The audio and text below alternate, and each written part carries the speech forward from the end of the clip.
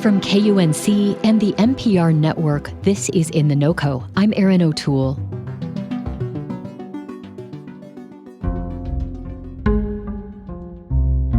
Una Jacola, Reyes Martinez, Neva Romero, Florencio Granada, Heriberto Terán, Francisco Doherty.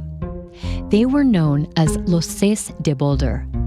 5 of the 6 were University of Colorado students and alumni who had been part of a Chicano student activist group on campus. 50 years ago, in 1974, a pair of car bombings in Boulder killed these 6 people. At the time, the police said the activists likely blew themselves up with their own explosives, a claim that's still met with skepticism today. The case remains unresolved. City officials recently unveiled a memorial in downtown Boulder. Artist Jasmine Bates designed it to commemorate the tragedy. It's called El Movimiento Sigue, so it translates to The Movement Continues. This memorial is the second of 2 Bates has produced. The first one sits on the CU Boulder campus. The new sculpture is concrete with tiled mosaics and inscriptions. It sits off campus at 17th and Pearl Streets. It's about 6 feet tall. It's kind of in the shape of a little wedge, which I like. I like the idea of something wedging or prying something open. Jasmine has used her art to raise awareness about the history of Los 6 and other activism on campus and how it often met resistance. At CU Boulder in the late 1960s and 1970s, there were a number of programs that brought Chicano students and Black students, Indigenous students, other students of color to campus. And their programs, in many cases, were compromised and worked against by the very administration that brought them in. I spoke with Jasmine Bates about her art, Los 6, and the history of Chicano activism. I first heard about the bombings when I was a new student at CU Boulder in fall of 2017. And a new documentary at that time called The Symbols of Resistance by the Freedom Archives had just come out, and it was screened on campus in fall 2017. To me, it was really shocking to think that I could be walking around a campus, learning on a campus that promoted values of equity and inclusion, and at the same time not speaking to this really atrocious history that the university is completely bound up with and implicated in. So it wasn't taught in any kind of formal class at CU?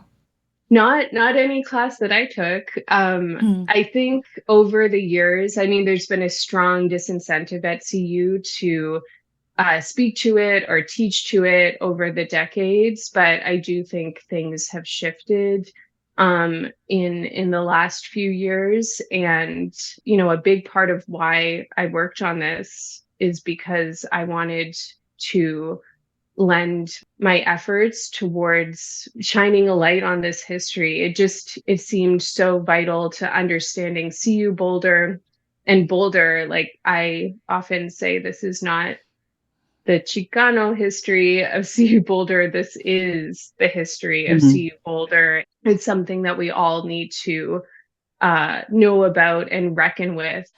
You taught undergraduates while you were in grad school at CU Boulder. How much did your students know about the Chicano movement on campus and Los 6? Yeah, so I taught intro to ceramics when I was at CU Boulder. So students didn't necessarily know that they were signing up for also a crash course in the history of the institution. But this is how I teach art and how I have continued to teach art after leaving CU. So, students expressed a range of emotions and responses.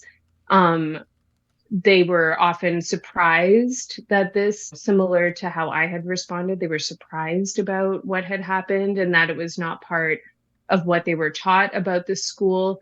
And they even expressed anger, which made a lot of sense to me. They felt a sense of betrayal in not having access to this history.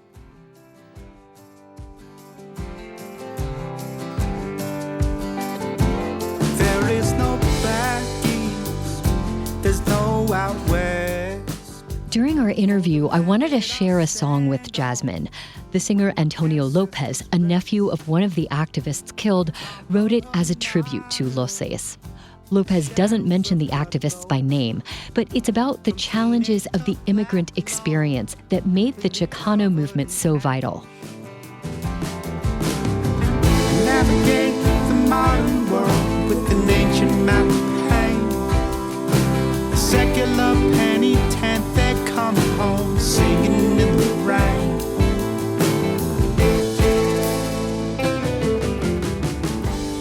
Lopez sings, "I navigate the modern world with an ancient map of pain." A secular penitente coming home, singing in the rain. Jasmine told me the song resonated with her, and she heard some of the same ideas that inspired that first sculpture she placed on the CU campus a few years back. The idea of an ancient map of pain, right, is really powerful.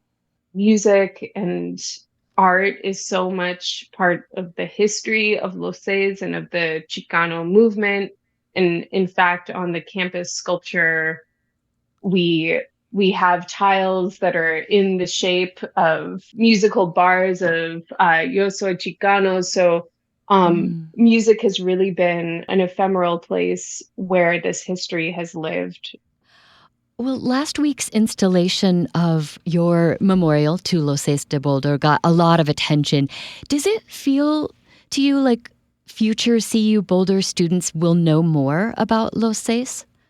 Yeah, I do believe future students will know more about Los Seis. I see it happening already. I have a former student who works in admissions. I have friends and past students in different places, and I know that this, sort of becomes part of the apparatus of CU and how they speak about themselves, in part because of the daylight that these memorials and monuments create. And so I think the struggle then becomes how we make sure that the school is responsible to this history and not whitewashing or kind of co-opting this history.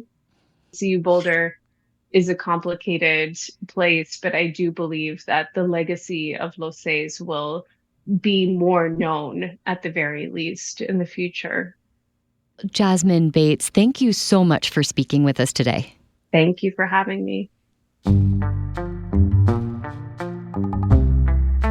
Before we go today, the In the NOCO team is making some changes to the show, and we want to hear ideas from listeners like you. We're curious about which stories and interviews you like the most. And we also want to know how the show fits into your day. Do you listen in the car, maybe on a walk? Drop us a line and tell us how to make In the NOCO better for you. Email us at noco@kunc.org. That's it for us today here on In the NOCO. I'm Erin O'Toole. Thank you so much for listening.